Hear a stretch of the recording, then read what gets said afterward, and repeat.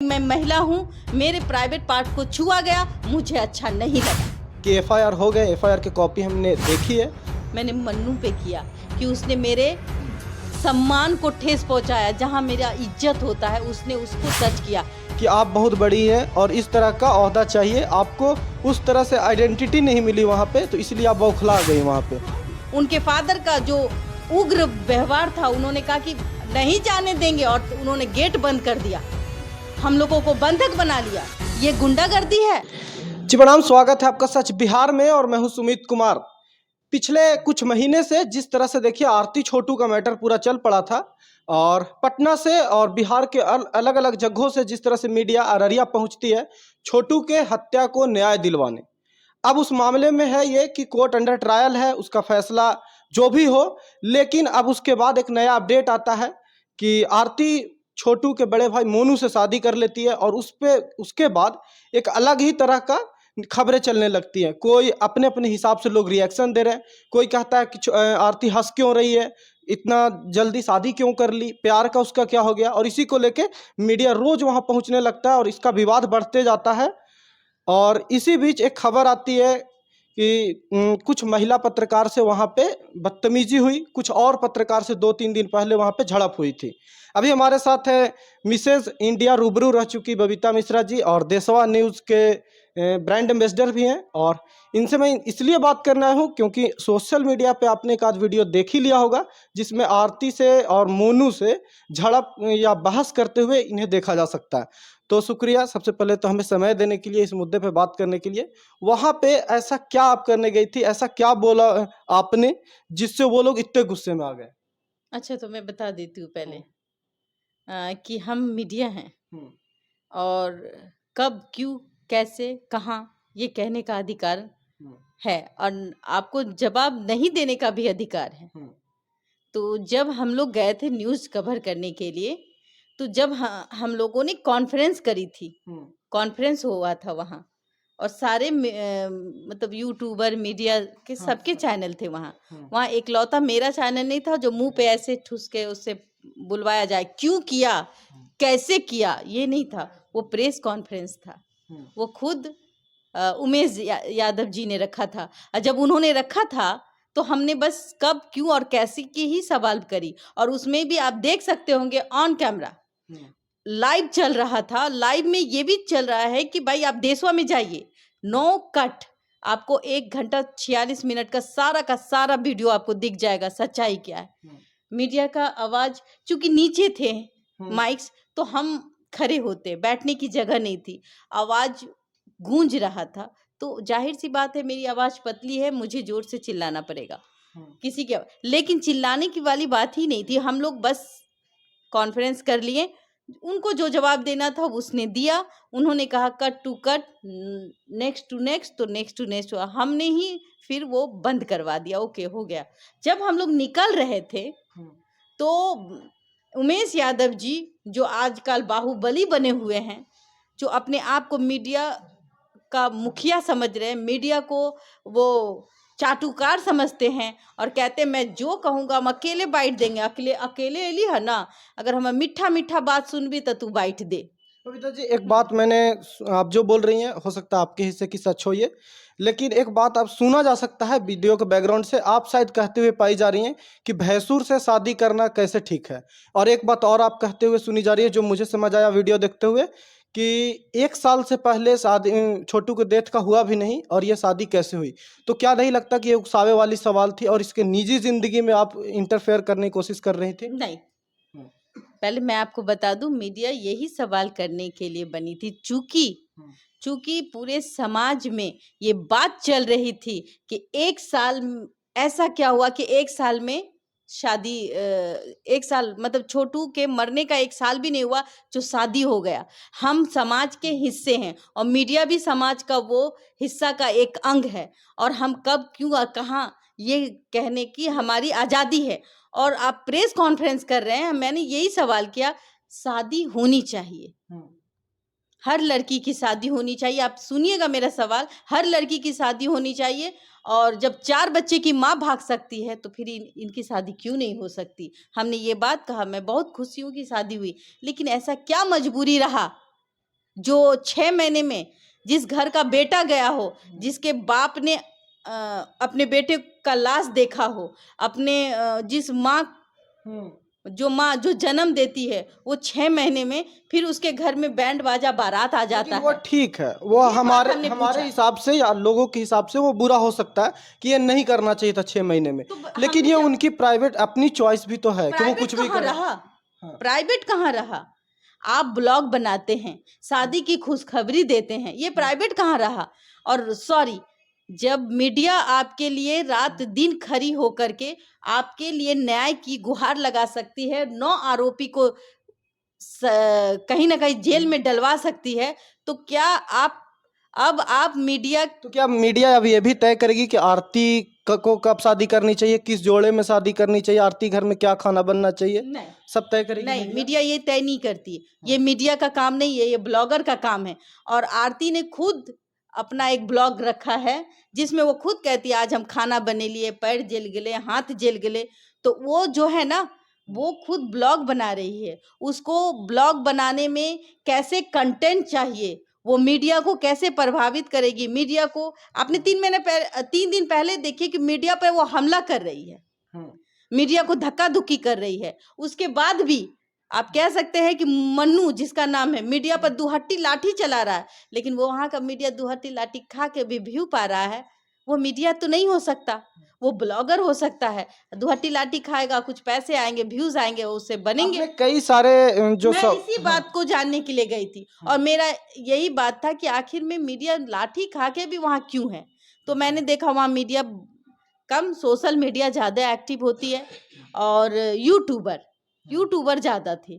तो कहीं ना कहीं वहाँ प्रेस कॉन्फ्रेंस हो रहा था, मेरा जो जवाब था मैंने जवाब दिया। उसने, आप गौर करिएगा कि आरती, हमने कहा था कि आपको जो जवाब नहीं देना है आप मत दीजिएगा, नेक्स्ट कह दीजिएगा। और नेक्स्ट का कहने का मतलब होता है कि अगर आप मेरे बातों से सहमत नहीं हैं तो आप जवाब मत दीजिए। और हमने जो जवाब पूछा तो हमने नहीं कहा कि माइक ठुसा के कि अभी बोलबे करो, क्यों कर भी शादी, नहीं। आप, उन्होंने कहा भी नेक्स्ट नेक्स्ट, आप देख लीजिएगा। तो एक सवाल है ना कि अब तक उन्होंने, कई महिला पत्रकार अभी भी वहां गए होंगे पहले भी, अब तक उन्होंने किसी के साथ बदतमीजी नहीं किया, और आप जाती हैं आपके साथ होता है, और आप कई सारे आरोप मोनू पे लगाए हैं कि उन्होंने मैंने आपका एफआईआर का कॉपी देखा है, उस पर 354A लगा हुआ है, 509 लगा हुआ है, जो मोलेस्टेशन छेड़छाड़ का आरोप है, कई गंभीर आरोप है।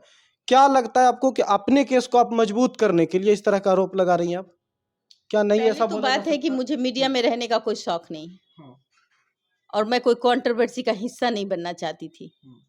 हम एक जागरूक हैं और लोगों तक छोटी से छोटी बात को दिखाना चाहते हैं। और सिर्फ आरती छोटू के लिए ही मेरे पास, मेरे चैनल में उसके लिए कोई जगह नहीं है। बहुत सारे न्यूज़ हमारे यहाँ दिखते होंगे आपको। हाँ, 335 न्यूज़ डेली आते हैं, अपडेट होते हैं। तो ऐसा नहीं है कि छोटू आरती के लिए हम न्यूज़ बनाने के लिए गए थे, लेकिन मेरा एक ही मकसद था, जो आप कह रहे हैं कि छेड़छाड़, मैं औरत हूँ, मुझे पता है कि टच कैसे किया जाता है, आपको नहीं पता होगा। आप मेरा हाथ पकड़ेंगे, मैं आपके हाथ से पता लगा दूंगी कि आपने हाथ क्यों पकड़ा, इंटेंशन क्या थी, मुझे पता है। जब पीसी खत्म हो गई थी तो जरूरत क्या थी मुझे पागल कहने की। कहीं ना कहीं उनके अंदर ये डर था। आप देखे होंगे जब हमने 13 साल के बच्चे का नाम लिया तो उसके फादर जो थे बौखला गए। उनको लगा कि कहीं हमने दुखती रथ में हाथ तो नहीं डाल दिया हमने, जबकि आरती के कहने के अनुसार ही ये बात हुई थी कि मेरा 13 साल का छोटा भाई निर्दोष है। बहुत सारे रिकॉर्डिंग है, मैं उसको फ्लैश नहीं करूंगी क्योंकि वो बिहार की बेटी है। कहीं ना कहीं अब वो मन्नू की पत्नी बन गई है, उस कहीं उसके साथ कहीं अत्याचार न करे। कुछ मीडिया जो वहां पे आपके साथ बता प्रेस देती हूँ कॉन्फ्रेंस में थे। मैं जब ये बात, कॉन्फ्रेंस मीडिया तो थे ही, लेकिन आप वो जब हमने बच्चे की सवाल की कि वो 13 साल का छोटा बच्चा जो नाबालिग है, आपने उस पर इल्जाम लगाया, तो हाँ सब निर्दोष, सब दोषी है, सब मारा, वो डंडा मारा इसीलिए वो जेल जाएगा, वो उसको उम्र कैद होगी। उस 13 साल के छोटे बच्चे का क्या दोष, पूछती हूँ मैं। अब तो ये मामला कोर्ट में है, अब तो वो कहेंगे तब भी वो निर्दोष या दोषी नहीं हो सकता, वो तो जज के हाथ में है, वो सबूत देना होगा। ये कहीं ना कहीं हम मीडिया का दुरुपयोग हुआ है। हम मीडिया ने उनके बातों को इतना सीरियसली ले लिया, कहीं ना कहीं आज वो बच्चा हम मीडियाज के कारण ही पीस रहा है। कहीं ना कहीं रूबी भी हम मीडियाज के कारण ही पीसी जा रही है। उस दूध मुहे बच्चे का क्या जो अपनी माँ से अलग है। मेरा सवाल ये, मैं एक सामाजिक कार्यकर्ता भी हूँ, मेरा ये सवाल है कि क्या वो दूध मुहा बच्चा अपनी माँ से अलग है? क्या किसी ने उसको देखा था? नहीं। लेकिन मीडिया ने इतना ना कवरेज कर दिया, इतनी अच्छा दिखा दिए सिंपैथी। छोटू की हत्या हुई, मैंने भी पॉजिटिव न्यूज़ दिखाया। छोटू की हत्या हुई, नहीं होनी चाहिए थी, वो गलत था। लेकिन जो चीज आज मेरे साथ हुआ, 3 दिन पहले पत्रकार के साथ हुआ था, वो लोग चुप बैठ गए, मैं नहीं बैठी। इसलिए कहीं ना कहीं मैं महिला हूँ, मेरे प्राइवेट पार्ट को छुआ गया, मुझे अच्छा नहीं लगा। एक सवाल है, जो हमें कई वहाँ पे जो मीडिया मौजूद थे उन लोगों में से एक दो से हमने बात करने की कोशिश की।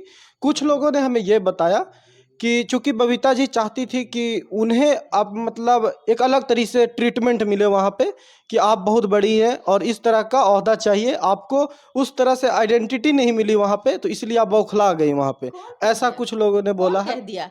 अब मतलब जो लोग बोला है, मैं उनका नाम रिवील तो नहीं करना चाहता, नहीं, एक बात बता दे, जैसे आप अभी पूछे ना, क्यों, कब, कैसे आप मेरे से पूछ रहे हैं? आप मेरे मुंह पे ऐसा कुछ था क्या माइक लगा रहे हैं, ठूस रहे हैं मेरे मुंह पे? नहीं ना। हम नेक्स्ट कर सकते हैं, लेकिन हम आपकी बातों का जवाब देंगे। मेरे में ये बात आती ही नहीं। अगर आती ना तो मैं कॉन्फ्रेंस में अपना माइक नहीं रखती। मुझे सच्चाई जाननी थी तो मैंने माइक रखा, और मैं जो भी सही न्यूज दिखाता है मैं उसके साथ रहती हूँ। आज आप मेरे साथ हैं, इसका मतलब ये है कि मैं आपको जवाब देने के लिए तैयार हूँ। शुक्रिया बबीता जी समय देने के लिए। और ये बबीता जी के हिस्से की सच है, और मुझे नहीं पता, बता देती हूँ कि आज जो भी वो हम लोगों के साथ बदतमीजी कर रहे हैं, मैंने उनके पापा पे केस नहीं किया है, गौर करिएगा। उन्होंने उन्होंने गाली दिया था मेरे को, पागल है बबीता, कमीना है, वीडियो में सुनी जा रही है। मैंने उनको नहीं किया, क्योंकि वो मेरे फादर के समान है। मैंने मन्नू पे किया कि उसने मेरे सम्मान को ठेस पहुंचाया, जहां मेरा इज्जत होता है उसने उसको टच किया। वो मेरा बाल पकड़ लेता ना तो मुझे इतनी तकलीफ नहीं होती, मुझे थप्पड़ मार देता मुझे इतनी तकलीफ नहीं होती। उसने मेरे प्राइवेट पार्ट को छुआ, इसीलिए मुझे तकलीफ हुई। और मैं फिर भी मैं पोलाइटली मैं वहां से जा रही थी। मैं वहां मौजूद पत्रकार भी देख रहे थे।